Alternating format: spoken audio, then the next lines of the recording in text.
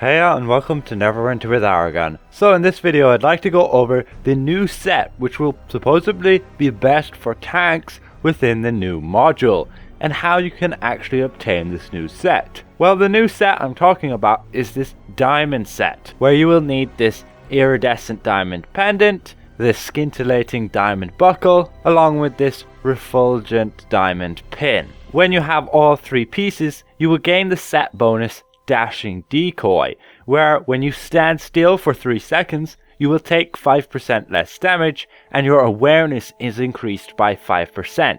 You will also generate additional threat by 10%, making it supposedly one of the best sets out there for tanking, for like main tanking, when you want to make sure you have that threat up and you also have that extra survivability when you're in boss fights. And generally in boss fights, you stand still for quite a amount of time, although it will depend on the boss fight and how many mechanics which cause you to move. For example, in the newest dungeon, the Vault of Stars, you will have to move a fair amount of times within each of the boss fights, as there is a numerous amount of mechanics which cause you having to move. For example, intercepting the lines within the first boss, the gardener, and also moving those patch of mushrooms about the place.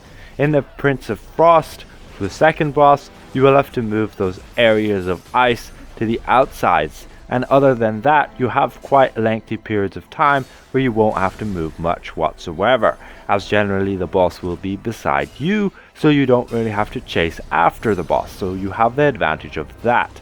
However, in the last boss fight, when you're against those golems, you continuously have to make sure that the golems are always within their right areas, so you will have to move a considerable amount of time, so this set bonus may be fairly wasted there. But how do other sets hold up to this set bonus? Well, you have, let's say, like the Mastered Lichstone set, and I'm not actually running it for the set bonus. I'm literally just running it for the highest item level set in the game, there being at 1010, and it also has as a waist piece there, giving +4 to my constitution, meaning I gain 2% extra maximum hit points. As with this new set and the ability scores it will give you 4 to your charisma, and then on your waist +2 to your con and +2 to your strength, which all things considered is not bad.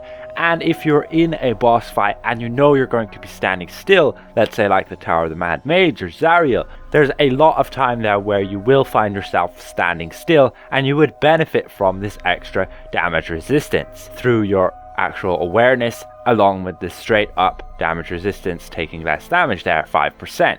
Now, with your awareness, let's say we take my stats here, where I currently have 70% awareness, meaning if I add another 5% awareness, that would give me about just over 4% more damage resistance. So we add this to our 5, and that would give us an average of about 9% more damage resistance, meaning we would reduce incoming damage by that much. I'm unsure yet whether this 5% will stack on other sources of damage resistance, but that has yet to be tested. As you can see, I haven't actually obtained this set yet, and I would like to make a video in the future confirming that this may be the best set. This video is just to question whether this will be, and whether you will actually want to keep your eye out and perhaps go and actually grind the set out. As yes, this set will be the insane grind, my oh my. The actual DPS set, the Sparkling Fey Emblem, this star set, is a whole lot easier to obtain. Well, at least for endgame players it is. All you'll have to do is run the dungeon numerous amount of times and hope for your luck with those rerolls on the end chests. As of now, they are currently actually just bound to your character, so you won't be able to buy them off the auction house. As with the other diamond set, supposedly it is also bound to your account when you claim it. But we shall find out. Now, how do you actually obtain this diamond set? Well, with this new campaign, Sharandar, we gain the ability to farm out these shattered diamond shards. Whenever we go and we complete a heroic encounter, it will give you 2 of these diamond shards when you complete a minor heroic, and I believe it will give you 5 of these diamond shards when you complete a major heroic. So we may be going back, yes, to farming heroics. How annoying. As for endgame players, you can also go and finish the actual dungeon, the Vault of Stars, and you'll be able to obtain 5 of these shattered diamonds from one of the chests and 5 from the other, and it will never be randomized, it will always just be that static. Now, I have gone and I've grinded out and managed to get me 100 of these diamond shards, and if I right click on them, you can see I have the option to open them. Now before, when I did not have 100 of these, it was giving me an error message of you do not have enough of these shards, you need 99.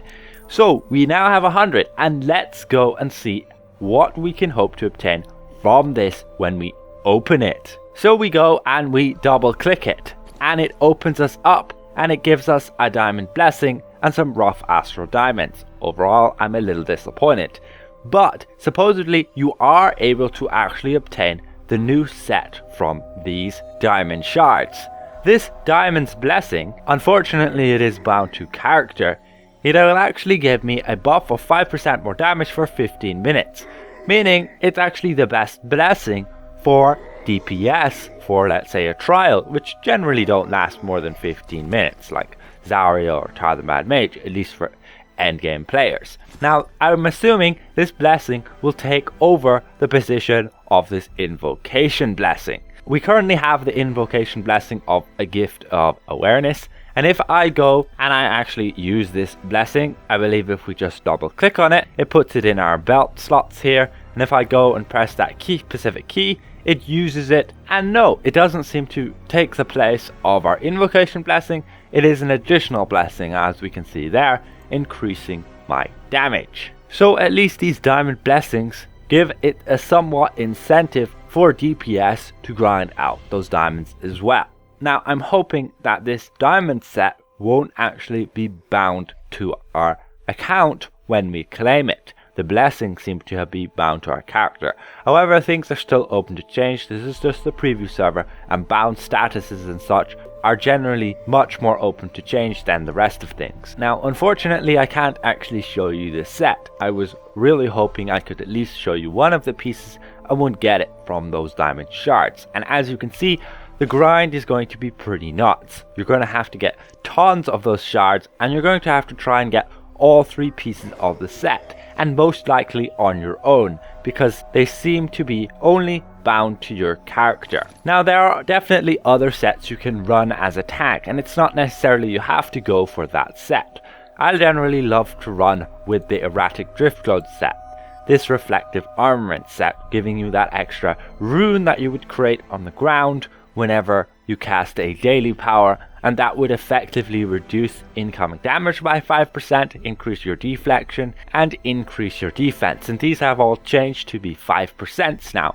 However, the uptime of it was only 6 seconds, which was pretty meh, but it was overall pretty decent when you're in like a trial for those white noises whenever Zarya goes and does them. So this video has just been a little sneak peek of me opening those shards and having grinded them out. I haven't run the dungeon that often, but I recommend if you can, you would just run the dungeon. You'll only have to do it 10 times, and then you'll obtain enough of those diamond shards, and otherwise you can just go farm heroics.